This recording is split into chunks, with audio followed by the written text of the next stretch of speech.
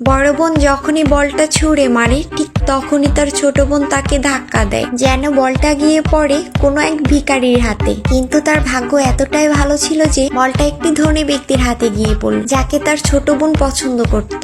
এখন ছোট বোনের পালা, কিন্তু ওর ভাতিজা ওকে হালকা করে ধাক্কা দেয় আর বলটা গিয়ে পড়ে একটি ভিখারি ছেলের হাতে। আমি এই ভিখারি ছেলেটাকে বিয়ে করতে পারবো না। তার বাবাকে সে বারবার অনুরোধ করতে থাকে। বাবা বলে ঠিক আছে, জামাই বদলে দাও। বড় বোন বিয়ে করবে এই ভিখারি ছেলেকে। বিয়ে হলো, কিন্তু কেউ খুশি ছিল না।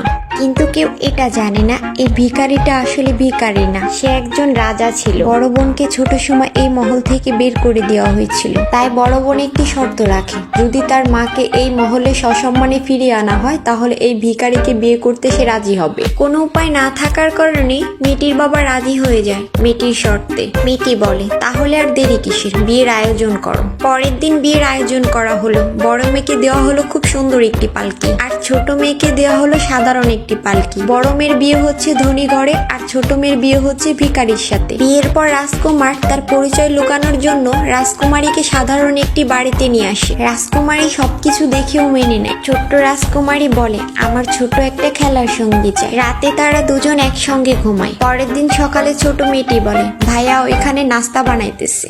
কিন্তু রান্নাঘরে শুধু ধোঁয়া বের হচ্ছিল। মেয়েটি মুস্কি হেসে নিজেই সব খাবার রান্না করে আনলো। বাচ্চা মেয়েটি খাবার খেয়ে বলল এই খাবার তো আমাদের রাজমহলের থেকে অনেক বেশি ভালো। রাজকন্যা মনে মনে ভাবতে থাকে সে কোনো ভিখারি নয়,